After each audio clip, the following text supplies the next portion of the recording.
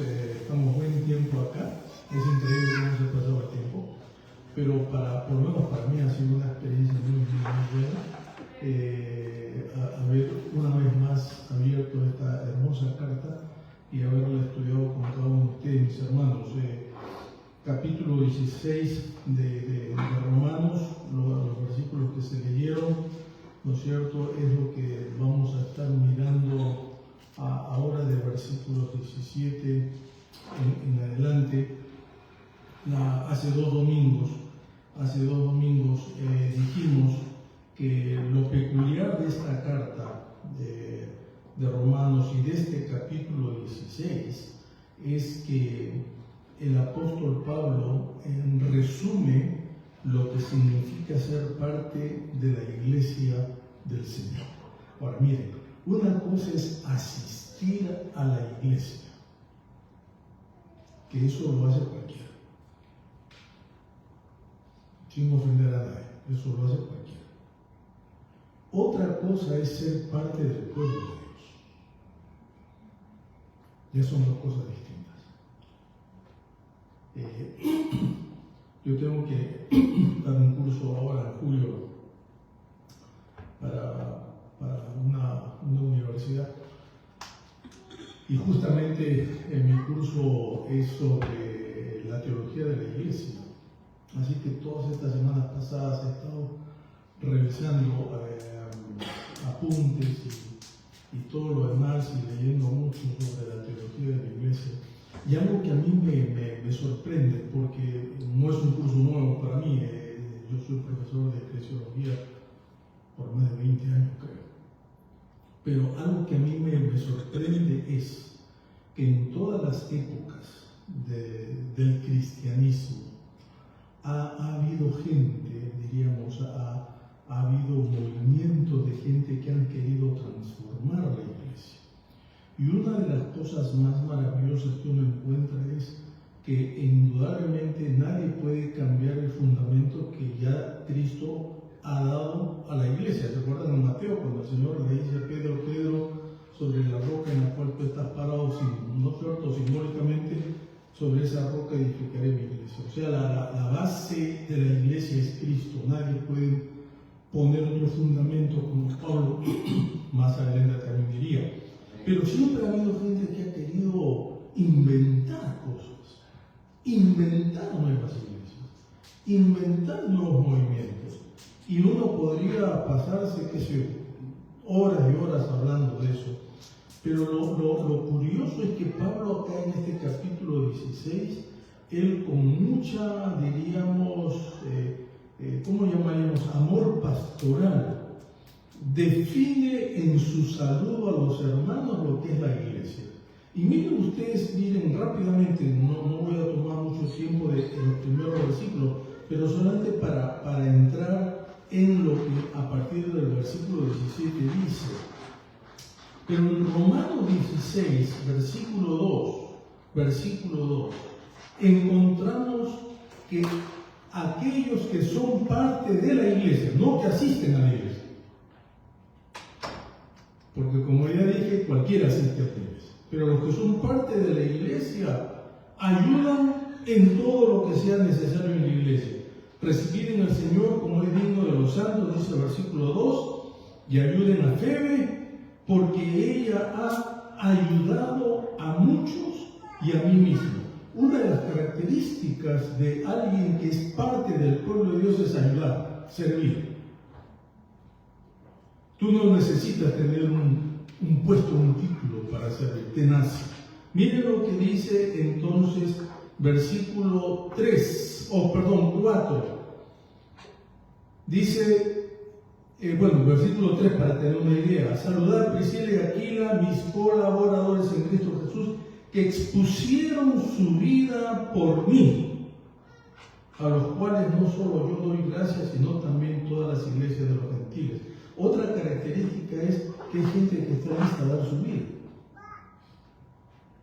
Dice, expusieron su vida. No sabemos a qué detalle Pablo se refiere específicamente. Los estudiosos dicen que posiblemente esto haya sido cuando en Éfeso, casi matan a Pablo y tuvieron que rescatarlo, sacarlo de la ciudad. Y es muy posible que entonces ellos fueron parte de esta gente que sacó a Pablo y lo puso a salvo, exponiendo su propia vida. Por eso que la iglesia cristiana está llena de mártires, gente que entregó su vida, literalmente hablando, ¿verdad? Pero también nos dice la palabra, versículo 6, que los que son parte de la iglesia del Señor han, diríamos, colaborado, trabajado mucho en la obra. Miren lo que dice versículo 6. Saludad a María, la cual ha trabajado mucho entre vosotros. Y también entonces en el versículo 9, saludad a Urbano, nuestro colaborador en Cristo Jesús. O sea, que la gente, diríamos los creyentes que son parte del pueblo de Dios, colaboran con, en este caso, el apóstol Pablo, en las tareas. Los que estamos acá, hermanos, en la iglesia, por ejemplo, los que dirigen la alabanza, o los que están afuera ayudando, haciendo el café y todo lo demás, son colaboradores. Nuevamente, no se necesita tener un título. Henry hace los PowerPoints todas las semanas. Y a él nadie le paga, a él nadie le dice que lo haga, él voluntariamente se ha, diríamos, ofrecido para ello. Y la iglesia funciona así, con colaboradores. Colaboradores de Pablo, porque Pablo no era el hombre orquesta, el que lo hacía todo. Él tenía, ¿no es cierto?, muchísimos colaboradores. Yo aprecio mucho a Jorge, por ejemplo. Yo sé que si yo vengo a la iglesia a las 9:30, esto ya va a estar abierto y Jorge va a estar ahí moviéndole por todos lados. Es así. Si no hubiera personas así en la iglesia no funciona, no camina. Así de simple. Por eso que Pablo está agradeciendo a toda esta gente. Pero también en el versículo 13, Pablo entonces saluda a la iglesia porque la iglesia es su familia. Miren lo que dice el 13. Saludad a Rufo, escogido en el Señor, y a su madre, que lo es también para mí, o es mía. En otras palabras, Pablo se sentía en familia. Y acá hemos repetido más de una vez, hermanos, la iglesia no es solamente un lugar al que tú asistes. La iglesia es una familia.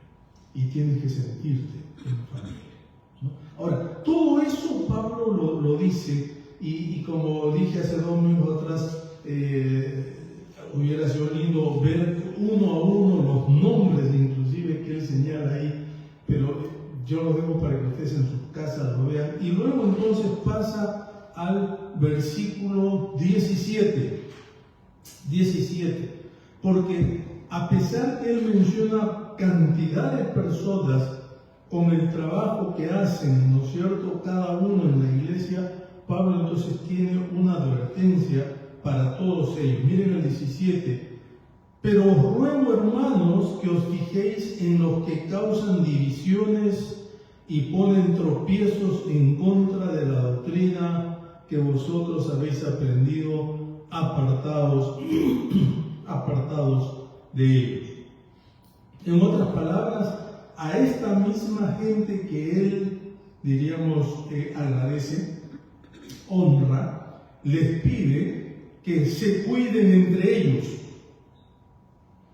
y que cuiden a los demás, porque hay engañadores, hay gente mala que viene, no diríamos para hacer grandes destrozos a nivel, qué sé yo, no sé, económico, moral, sino con falsas enseñanzas para destruir la fe de particularmente los nuevos. Y Pablo entonces tiene una, ¿cómo llamaríamos?, una descripción para esta gente, ¿verdad? Dice el versículo 18, porque tales personas no sirven a nuestro Señor Jesucristo, sino a sus propios vientres, y con suaves palabras y halagos engañan los corazones de los ingenuos. Acá hay algo, hermano, muy interesante que Pablo revela para nosotros. La gente que viene con enseñanzas raras, con enseñanzas que no son de la palabra, pero que parecen ser.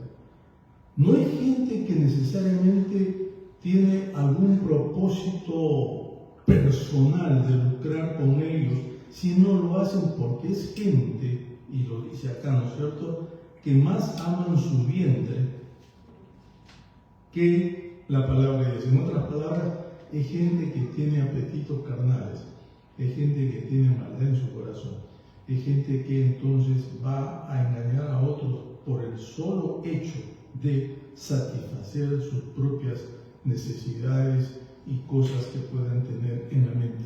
Y Pablo entonces tiene una palabra muy fuerte para ellos, para la iglesia, ¿no? A la iglesia le dice, usted, alguien así, apártense de ellos, apártense de ellos. En otras partes, Pablo va a decir, échenlos de la iglesia, échenlos de la iglesia, porque no tienen parte entonces dentro del pueblo de Dios. Porque estos charlatanes, según Pablo, son esclavos de sus propios apetitos carnales. Pero inmediatamente en el versículo 19, Pablo añade algo que a mí me llama la atención, porque está hablando de aquellos que van a venir a la iglesia, van a engañar y todo lo demás. Pero en el versículo 19 el apóstol Pablo dice, pero ¿saben una cosa? Ustedes son fieles servidores. Qué bonito que es eso, hermano. Miren el versículo 19. Vuestra obediencia ha venido a ser notoria a todos y por eso me gozo de vosotros. Pero quiero que seáis sabios para el bien e ingenuos, ¿para qué cosa? Para el mal. Eso es tremendo. Eso es tremendo. Lo que Pablo está diciendo es que la reputación de estos hermanos de Roma era conocida en todas partes. Y su reputación era que sí obedecían a Dios, eran fieles a Dios.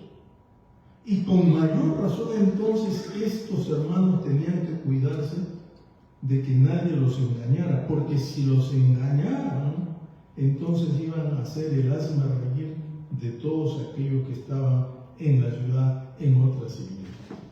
Y Pablo les dice, yo quiero que ustedes sean astutos como palomas, diría el Señor, no sé, como serpientes, perdón, diría el Señor en los evangelios, para reconocer el mal, pero también que sean mansos como palomas, para saber entonces cómo comportarse con aquellos que quieren hacer un daño a la iglesia.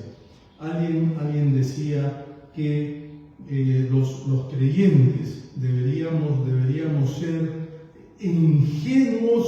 ingenuos para el mal, pero obviamente maduros cuando tenemos que, diríamos, enfrentarnos a alguien que viene a causar dificultades.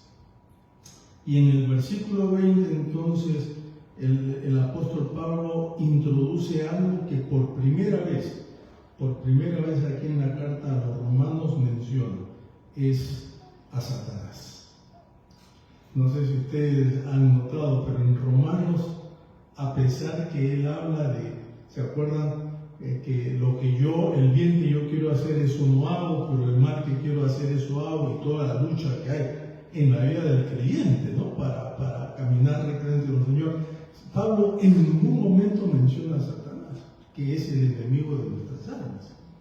No lo menciona para nada. Recién acá en este capítulo 16 lo menciona con nombre y apellido, y lo menciona una sola vez. Muchos teólogos han dicho, ¿y por qué Pablo no habló más sobre el enemigo de las almas en una carta tan importante? Y yo creo, queridos, que no se detiene a hablar del enemigo de las almas porque con una sola frase destroza al enemigo. Porque miren lo que dice el apóstol San Pablo, miren, versículo 20. El Dios de paz aplastará muy pronto ¿a quién? A Satanás bajo vuestros pies.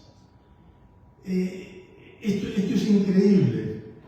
No, porque dice, el Dios de paz aplastará pronto a Satanás. Por lo tanto, ustedes no se preocupen, porque Él ya está vencido, está derrotado. Entonces no tiene que hablar más sobre Satanás. No tiene que gastar ni tinta, ni papel, ni nada hablando, porque es alguien que ya está destruido, está destrozado, está totalmente aniquilado. Yo creo que, hermanos, cuando nosotros vamos al resto de la palabra, ya desde el Génesis capítulo 3, versículo 15, encontramos la promesa de Dios, ¿verdad?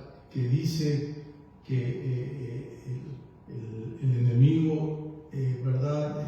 Vendría a atacar a lo que llamamos nosotros la humanidad, y lo pone de esta manera, ¿no es cierto?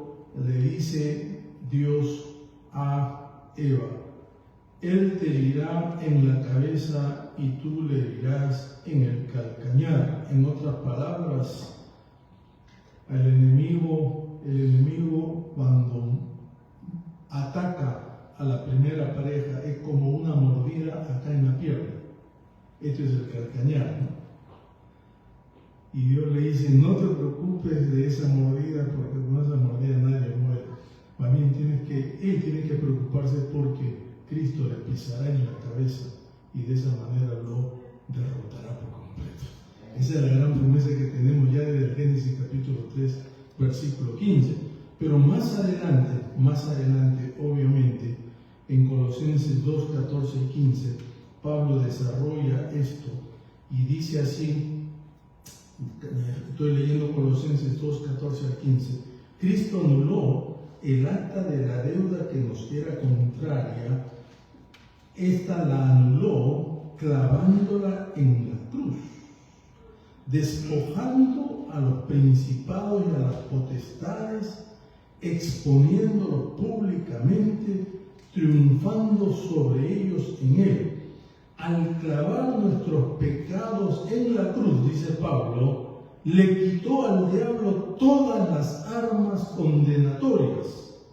Ahora puede enfurecerse con nosotros, pero no puede condenarnos, porque es Dios quien justifica. Y podríamos mencionar otro versículo más donde Pablo desarrolla esto, ¿verdad? Que el cumplimiento de Génesis 3:15, que Él puede herirnos, que Él puede hacernos la vida imposible, que Él puede tentarnos, que Él puede poner obstáculos en el camino, y todo eso son como una mordida ahí abajo en la pierna. Pero lo importante es que el Señor le pisó la cabeza en la cruz, y por eso es que Él ya está derrotado. Eso es lo que dice la palabra. Pero también nosotros encontramos que cada vez que nosotros, los creyentes, anunciamos la palabra de Dios y nos ponemos la armadura de Dios, estamos derrotando al enemigo. Efesios 6, 12 al 13 dice: porque no tenemos lucha contra sangre y carne, sino contra principados, contra potestades, contra los gobernadores de estas tinieblas, contra huestes espirituales de maldad en las regiones celestes. Por tanto, tomen toda la armadura de Dios para que puedan resistir en el día malo, y habiendo acabado todo, estar firmes. En otras palabras, declaramos la victoria en Cristo Jesús al permanecer firmes en Él.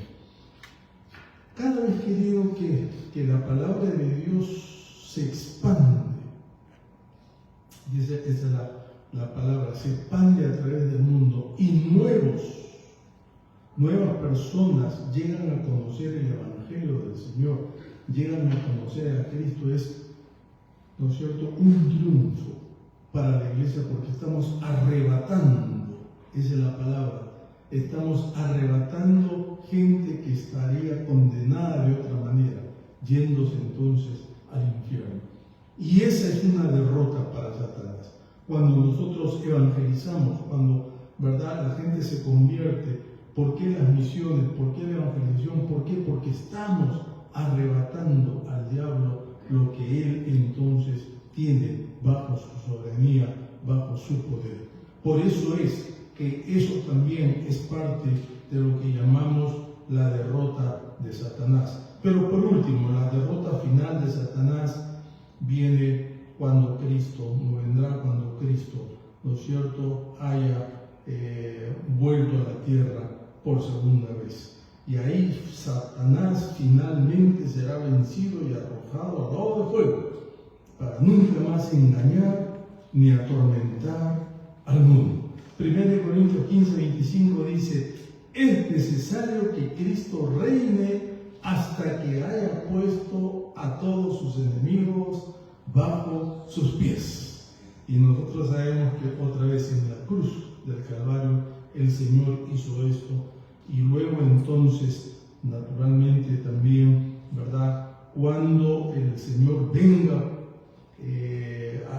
por segunda vez, el Señor nos dice la palabra en Apocalipsis que va a mandar a arrojar al diablo al lago de fuego, y nunca más entonces él será liberado. Ahora, con todo esto, quizá una pregunta que queda en la mente de los que leemos la palabra es, ¿verdad? Miren lo que dice versículo 20. Y el Dios de paz aplastará muy pronto a Satanás. Muchos han preguntado, ¿qué significa muy pronto?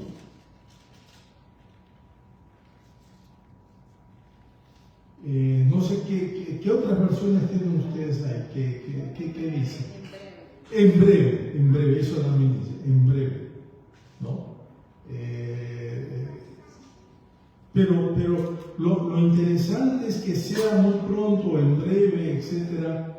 La pregunta que por ya tantos años la iglesia viene haciéndose es: ¿y cuánto durará este muy pronto o en breve? Porque ya llevamos 20 siglos esperando la venida del Señor y todavía el Señor no ha venido. Es curioso que el apóstol Pablo otra vez aquí no da mayores detalles. Y miren, estas dos doctrinas, la doctrina de la derrota de Satanás y la doctrina de la venida de Cristo, Pablo solamente lo toca en un solo versículo acá en Romanos. Por eso que muchos teólogos dicen: ¿por qué Pablo no profundizó? Claro, él lo profundiza en Colosenses, en Efesios, en Corintios, pero acá en Romanos no. ¿Qué significa, verdad, esto de en breve el Señor aplastará a Satanás? En 13, 11 y 12, Romanos 13, 11 y 12, hay quizá una pauta que nos puede indicar algo. Romanos 13, 11 y 12. Pablo está hablando justamente de los creyentes, de la conducta, de la vida que debemos llevar. Y miren lo que dice el versículo 11 y 12.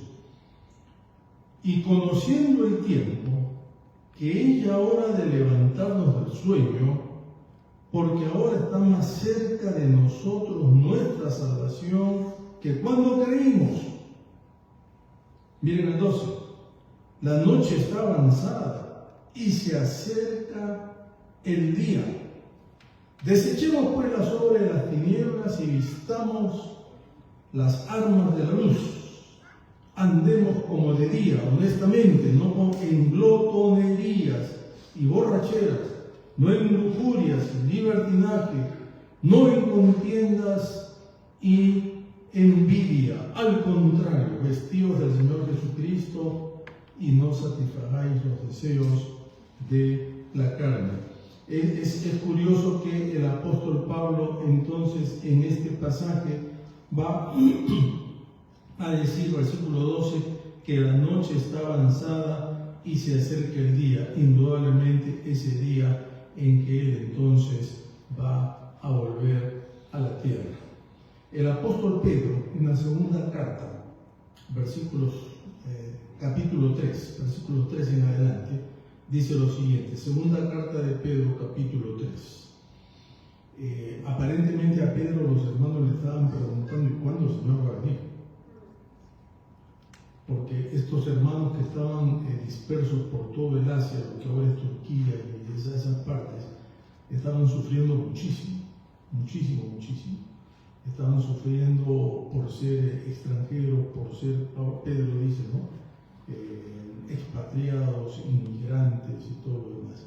Y estos hermanos estaban preguntando a Pedro, ¿hasta cuándo vamos a aguantar esto? ¿Cuándo va a venir el Señor? ¿Cuándo se va a acabar esto? ¿Cuándo? Y Pedro entonces dice, en los últimos días vendrán burladores, siguiendo sus propios deseos pecaminosos. Dirán, ¿dónde está la promesa de su venida? Porque desde que los padres durmieron, todas las cosas continúan como desde el principio de la creación. Luego en el versículo 8 en adelante dice, pero no pasen por alto, amados, este hecho, que para el Señor un día es como 1000 años y 1000 años como un día. Y miren esto, el Señor no tarda en cumplir su promesa, como algunos la tienen por tardanza, sino que es paciente con ustedes, no queriendo que ninguno perezca, sino que cosa, que todos procedan al arrepentimiento. En otras palabras, los creyentes en todas las épocas se ha hecho esta pregunta que Pablo aquí en Romanos 16 dice, ¿no? El Señor aplastará a Satanás muy pronto. Y claro, la pregunta para nosotros humanos, al fin y al cabo, es ya. ¿Para qué esperar más? Ya. Y Pedro dice, un momentito, Dios no se mueve en el tiempo nuestro, porque para el Señor un día pueden ser 1000 años, pero 1000 años como un día. Claro, nosotros somos los que no podemos entrar en esa dimensión. Pero lo que el Señor le dice a estos hermanos que sufrían en esa época era que miren, no olviden lo que yo les estoy prometiendo. Yo regreso un día. Y cuando yo regrese, todo esto entonces va a terminar. Me refiero al sufrimiento que ellos pasaban. Hay un pastor aquí en Estados Unidos que hizo un bonito diálogo de lo que él se imagina. Pablo y el Señor conversan, luego que el Señor le dice, en breve aplastaré a Satanás.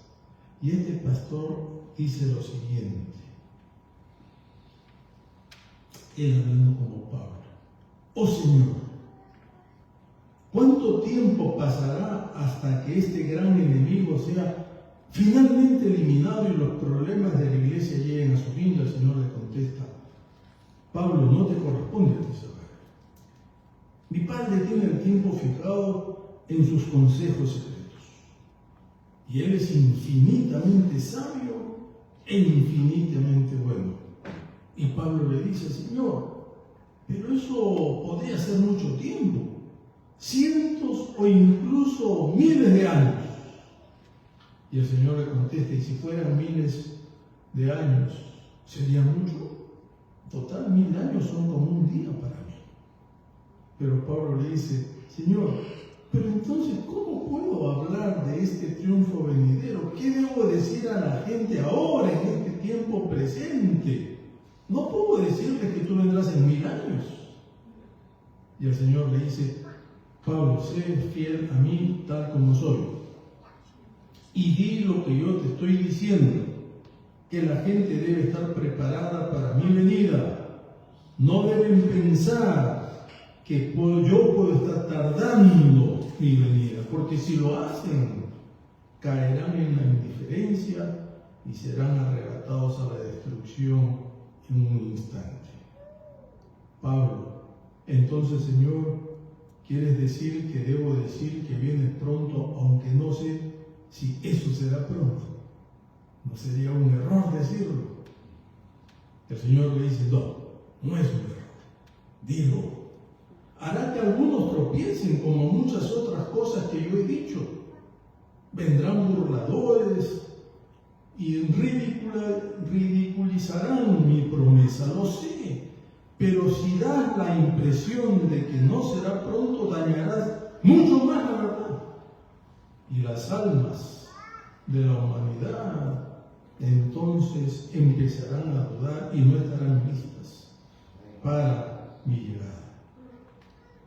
Pablo, Señor, si pasan 1000 o 2000 años y no vienes, ¿qué pensará tu pueblo al leer estas palabras? No pensarán, ha pasado tantos siglos que ya no hay razón para pensar que será pronto que tú llegues. Y el Señor le dice, Pablo, debes recordar que el día del Señor vendrá como ladrón en la noche. Será repentino e inesperado para casi todos. El mundo seguirá como siempre y la destrucción repentina vendrá sobre ellos. Ora por ellos, para que no tropiecen cuando digo, yo vengo en breve. Ora para que sepan que para mí será pronto y para ellos será repentino. Ora para que comprendan que esperar la prontitud es la mejor manera de no caer en la indiferencia y ser arrebatados por la destrucción. Pablo, gracias Señor. Me encantaría que volvieras mientras aún estoy con vida. Preferiría estar revestido de vida en lugar de ser despojado de mi cuerpo en la muerte. Señor, ven pronto. Señor Jesús, ven pronto. El Señor, Pablo, mi querido siervo, no quisiera que desearas menos. Termina esta carta a los romanos y ora para que quienes vengan después de ti compartan tu mismo deseo. Y hasta entonces nunca olvides, y que la gente no lo olvide, que cuando yo venga, aplastaré a Satanás bajo tus pies. Mi gracia sea contigo. Qué bonito, ¿no? Qué bonito este diálogo inventado, pero que es una paráfrasis de cómo Pablo termina esto. Porque Pablo por 2 veces, tanto entonces versículo 20 como en el versículo 34, dice, la gracia de nuestro Señor Jesucristo sea con todos ustedes. En otras palabras, hermanos, ser pueblo de Dios es un gozo, pero también mucha responsabilidad, como hemos visto. Pero también ser pueblo de Dios implica que debemos estar expectantes a la venida del Señor. Y aun cuando pasemos por dificultades y tribulaciones, recordemos que la gracia del Señor está a nuestro lado. Amén. Que Dios nos bendiga. Que el Señor nos ayude a mantener esa viva la esperanza y que podamos anunciar a otros, ¿no es cierto?, esta promesa divina. Vamos ahora a servirnos la mesa del Señor y yo voy a pedir que por favor el Henry